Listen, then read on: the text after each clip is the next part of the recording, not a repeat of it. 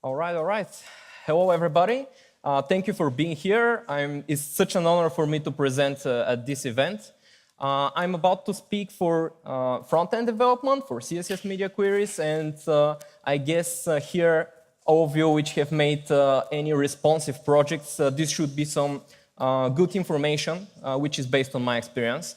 So I'll start by saying that CSS is easy to write. It's generally easy to start writing it, but as we all know, as a professional front-end developers, it's very hard to do it in an efficient and maintainable way. And what I am about to talk today is not about any fancy things and things that you use once a month. We will speak about media queries, which often are used in every single responsive project. And I will walk you through some of the tips and tricks based on my experience, so you are able to write even more efficient and better media queries. So most of the media queries, as displayed here, start with an announcement. There is a condition, usually max or min width, and you have a content. Pretty basic, right? But it's easier to abuse them. And I will share this in a form of a journey. So this is my journey of 5 stages to writing more maintainable and efficient media queries. So we are about to talk about choosing the right breakpoints, then the tweak points, which is another concept which I will introduce. Then we'll speak about pixels, ems, or rems, which is the best unit to use when defining media queries. Then we have maintainable definitions. And finally, where to put these media queries. So these 5 stages are somewhat like the last 5 years of my front-end related experience. And I hope my wisdom will help you to become better front-end developers. And before we start with these stages of my journey, let me first tell you a little bit about my background. This is my Stack Overflow card. I work in a small digital agency in Bulgaria, DevLabs. Oftentimes I guest post for CSS tricks, and I try to help people on Stack Overflow for CSS, React, and generally front-end development topics. I'm top 1% in React.js stack. Without further ado, let's start with stage 1. And stage 1 is choosing highly effective breakpoints. Oftentimes, this happens in the beginning of the project, and you have one person who says, all right, we need one for tablet, one for mobile, one breakpoint for desktop, and chooses these breakpoints. But oftentimes, this is a stage where the people don't focus too much. And there are generally 3 famous approaches. So let's discuss the first one, which is by far the most popular one I've seen in most of the projects I participate in. So breakpoints based on the most popular screen sizes. You know, these developers which come to you and say, all right, the most famous resolutions out there, the most used ones are iPhone 375 pixels, so this should be our breakpoint. Then they do a research on the internet and they see that for 2017, the single most used resolution in the world is 1366 pixels. And they say, this should be our desktop breakpoint. This approach fails really easy because basically your web application gets maintained and gets developed only for the users which have the most popular devices out there, which is of course not a good practice because there might be a smaller portion of the users visiting your product. Then we have another approach. So this approach generally I would say it's bad. It's like attention-based, and it generally leads to bad decisions. The second approach, it's a little bit better, and it is breakpoints based on your visitors' most popular screen resolutions. So if you have like any traction from Google Analytics or for any other analytics service, you can easily see which are the most popular resolutions. I've seen one more variant of this second approach, and it is choosing breakpoints based on the average of the popular devices out there. So it looks like that. It's better than the first approach, for sure, because you're covering more people, you're covering your specific visitors, but still, it doesn't lead to the most maintainable and effective media queries. And then, what's the best approach, in my experience, at least? It is breakpoints which are based on your content, on your visual content. So when somebody tells you 1366 is the most popular resolution, or Bootstrap is using this, we should use the same like Bootstrap. Bootstrap are big, right? They know how are the things going on. The answer is no. You need to base them on your content. You need to base them on your visuals and on your design.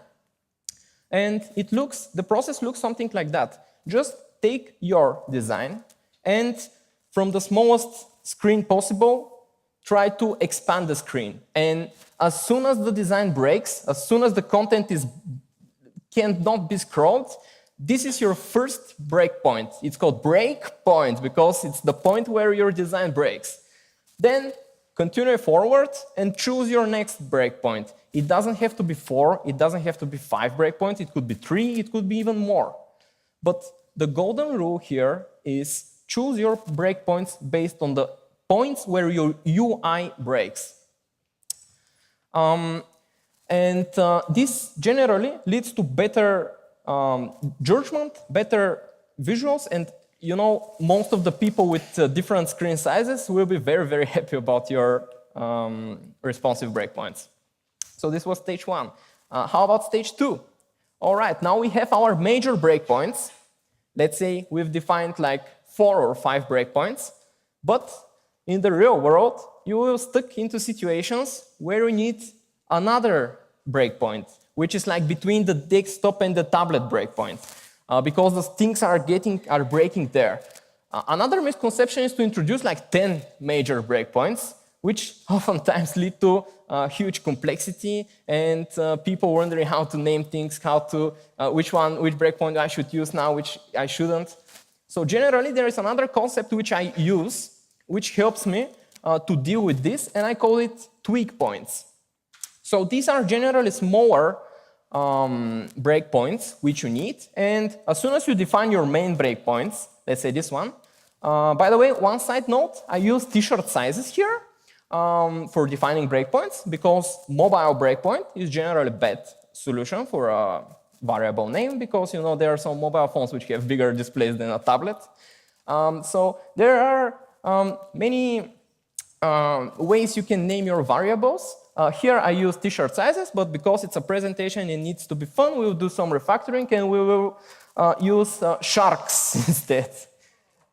So we have the smallest one is baby shark, and the biggest one is papa shark.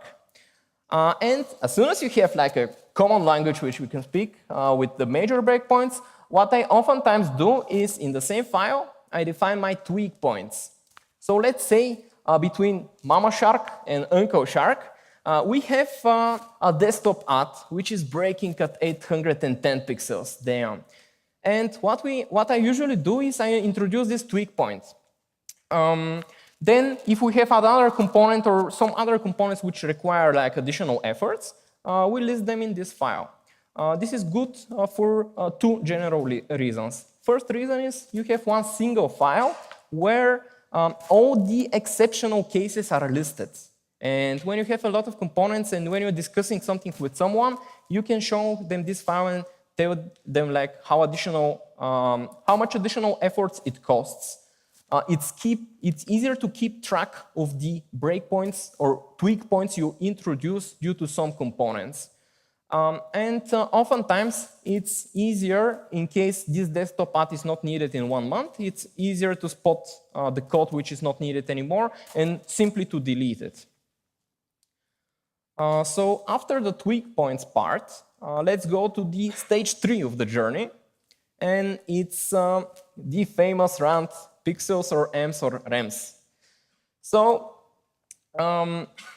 this is a very popular question, and a lot of developers are using pixels for defining media queries. Let's first say that ems and rems, they have different meaning in CSS in general, but if used for media queries, they basically are based on the base font size of the browser. So they're both, let's say the default is 16 pixels. So either M or M, they are absolutely the same.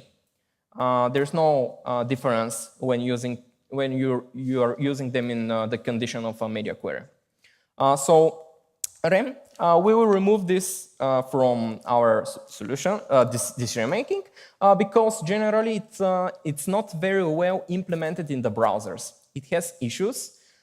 There are very good articles, which I will tweet after this talk, which explain why REM is not a good idea when you write media queries. So we're left with pixels or Ms. And now, with the pixels, we had this issue before, where when you start zooming into a web page, the good behavior is to trigger the media queries. So as you zoom in, the next media query and next media query gets triggered. I can show you this with the example I have. Oops. Let me see if I can switch it. Maybe not. I have an example with the WeAreDevelopers website. And here, if you see, right now I'm zooming with Command+. We have 125% zoom in. And take a look at the header when I zoom in more. This is the mobile version. So when I zoom in, it brings the media queries sooner, which are for the mobile version, and it triggers the media queries for the mobile version. When I zoom out, it does exactly the opposite thing. By the way, I put my face here next to Steve Wozniak, which I totally did it with developer tools. So when you zoom in, this is good behavior to have. In the current implementation, all modern browsers right now are having this feature with pixels and with pixels and with Ms. So it doesn't really matter. The only difference is that when you define your media queries with Ms, if the user has changed his default font size, these media queries will trigger the same behavior. But if you do it with pixels, it won't. So basically, users which have like some accessibility issues or having troubles and need to increase their font size of the browsers, your website will not work as well, that well. For WeAreDevelopers website, unfortunately, media queries are defined in pixels. So when I change the default font size of my media queries, I won't see the mobile version sooner. So this generally is a question of accessibility. And I would recommend you to switch to using M-based media queries because it's very easy and also it's accessible. Next, stage 4, maintainable definitions. So most of the times I'm using in the JavaScript some abstractions which help me to reduce the complexity and to make the definitions I write more maintainable. I use something similar in CSS. This is SAS Code here. And this is a tool which I oftentimes use. There are many more out there. I don't recommend this one, but I say that for my, at least for my project so far, it's working pretty well, so you should totally check it out. But there are others available as well. What I'm doing right now is I'm simply defining my breakpoints in the beginning. And from here on, this tool is automatically converts them from pixels to Ms. So it does that for me behind the scenes. Also, another cool thing is that it helps me to write the media queries in more human-readable fashion. For example, take a look at the green definitions right here. Min and max width are usually not so human-readable, but let's say from and to are. And then we can compose more complicated statements, like in the second media query I defined there. So generally, I try to use abstractions when defining media queries, and this leads to, at least for my team, more human programmer readable definitions, and generally a better understanding. If somebody is not aware with min and max width, it's not a front-end developer, he can easily read because it's much more obvious what this code does. All right. And this brings us to stage 5. Stage 5 is where to place the media queries. And based on my experience, I think that the first approach I'm about to share, most of the beginners are doing this. They are placing all the media queries at the bottom of the style sheet or in a separate file, let's say, which is good for smaller projects and for smaller in terms of code size media queries, but oftentimes it leads to bad results. And I've illustrated this with this example. You imagine like a huge CSS file, and at the bottom we have all the media queries for the 1024 pixels resolution. This is something like, to me it feels like, like a quick fix, at least. And the worst thing about this in scalable projects is that, for example, take a look at the header. It has definitions at the top, and then it has some other rules at the bottom. And this is not very encapsulated at all, and it leads to like CSS busts. The second approach I'm about to share, I'm using this approach since in most of the scalable projects, is writing and keeping these media queries together. For example, we have the header component, and just below the header component, we have the media queries for this component as well. This generally leads to more encapsulated styles, and for me it works better. Of course, for different use cases, you can combine these approaches, but generally, keeping the styles together works better, at least for me. All right, and I have one bonus tip if we have enough time. Yep, I think we have a few minutes. One bonus tip, try progressive enhancement instead of graceful degradation. So what does it mean? Usually, I think it's easier to learn how to do responsive design in the beginning when you start with the desktop version and like decrease the size of the screen and fix all the things which are breaking, and then go step by step until you finish up with adjusting your UI for the smallest device possible. And this usually works good, but there's another concept called progressive enhancement, and it's basically a mobile-first approach where you do your mobile UI first and then expand from there. And the arguments for this are pretty simple. Usually, the mobile version is the simplest version. The desktop version is the most complicated one. And if the mobile is the most simplest version, why don't you start with something that works, like something simpler, and then build on top of this? Because the other approaches do something very complicated and start cutting and overwriting things in order to make it look good on mobile. It has some other advantages as well. For mobile, when you start with the mobile version, usually the media queries are executing when you expand, and generally that's a faster approach, and your application is going to work better on mobile if of course, if it's mobile first.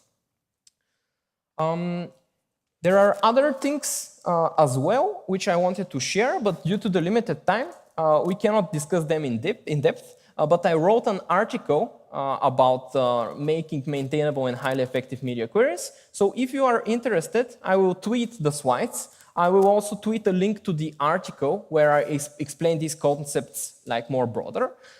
And you can, of course, always follow me and reach me on my personal website, where there are links to my book and to my Stack Overflow and to my Twitter and to all the places where you can follow the things which I share. And I would like to thank you all, and thanks for all the sponsors for being here and for bringing me to this amazing event.